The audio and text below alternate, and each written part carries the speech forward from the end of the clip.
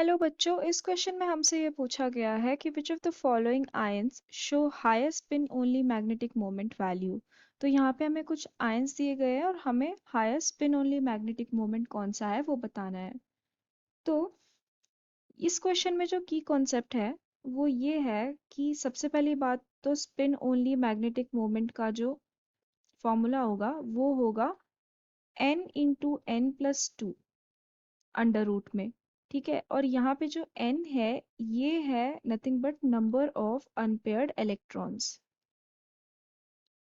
तो इसका मतलब क्या हो जाता है, इससे हम ये इम्प्लाई कर सकते हैं कि जो number of unpaired electrons present होंगे किसी भी आयन में वो डायरेक्टली प्रोपोर्शनल होंगे higher spin only magnetic moment की। यानी कि जितना ज़्यादा नंबर ऑफ अनपेयर्ड इलेक्ट्रॉन्स होगा उतना ही ज़्यादा स्पिन ओनली मैग्नेटिक मोमेंट होगा।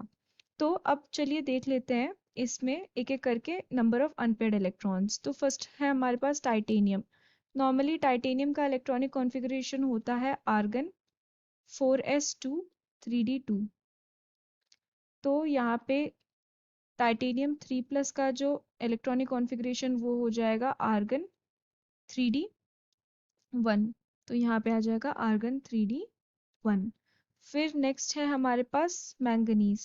तो मैंगनीज का जो जनरल इलेक्ट्रॉनिक कॉन्फ़िगरेशन होता है वो होता है argon 3d5 4s2। And manganese 2 plus का क्या हो जाएगा, दो इलेक्ट्रॉन्स चले जाएंगे, आर्गन 3d5 बचेगा। देन हमारे पास है आयरन। सो आयरन का जो इलेक्ट्रॉनिक कॉन्फ़िगरेशन होता है वो होता है आर्गन, यहाँ पे हमारे पास आ जाएगा 3d6 4s2। तो ये हो जाएगा 3d6 4s2। यहाँ से दो इलेक्ट्रॉन्स चले जाएंगे तो हमारे पास आयरन 2 प्लस का इलेक्ट्रॉनिक कॉन्फ़िगरेशन आ जाएगा, वो हो जाएगा 3d6। फिर एट लास्ट हमारे पास क्या गिवन है, कोबाल्ट। सो कोबाल्ट का जो इलेक्ट्रॉनिक कॉन्फ़िगरेशन होता है वो होता है आर्गन 3d7 4s2। तो यहाँ पे हमको तीन इलेक्ट्रॉन्स निकालने हैं कोबाल्ट 3 प्लस के लिए। यहाँ पे आ जाएगा आर्गन 3d6।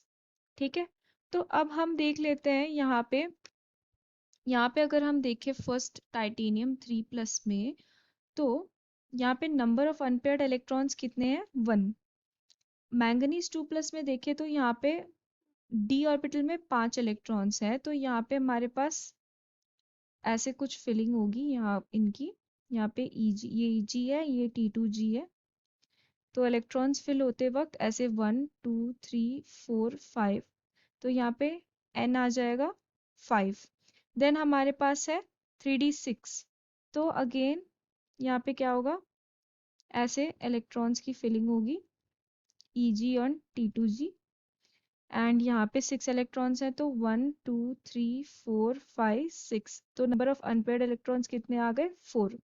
यहाँ पे 1 था, यहाँ पे 5, यहाँ पे 4। फिर नेक्स्ट आता है हमारे पास कोबाल्ट। तो कोबाल्ट की जब स्प्लिटिंग होगी ऑर्बिटल्स की तो वो ऐसे होगी Eg एंड T2G।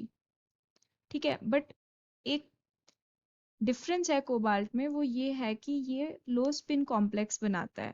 तो कोबाल्ट क्या करता है, ये बनाता है लो स्पिन कॉम्प्लेक्स। अब लो स्पिन कॉम्प्लेक्स बनाता है तो उसके कारण इसकी crystal field splitting energy increase हो जाती है, जिसके कारण इसमें पेयरिंग होने लग जाती है इलेक्ट्रॉन्स की। तो यहाँ पे जो इलेक्ट्रॉन्स फिलिंग होती है, यहाँ पे 6 इलेक्ट्रॉन्स हैं तो 1 2 3, एंड यहाँ पे अगेन पेयरिंग हो जाएगी ऐसे। तो यहाँ पे नंबर ऑफ अनपेयर्ड इलेक्ट्रॉन्स बच जाएंगे 0। तो अब आप देख सकते हैं कि जो हायर अनपेयर्ड इलेक्ट्रॉन्स जिसमें भी होंगे उसका हायर मैग्नेटिक मोमेंट होगा, जैसा कि मैंने बोला था। तो हायर अनपेयर्ड इलेक्ट्रॉन्स इसमें है और इसमें है, यानी कि मैंगनीज एंड आयन के आयंस में है। तो हम बोल सकते हैं कि 2 and 3 will be the correct answer for this question. Thank you.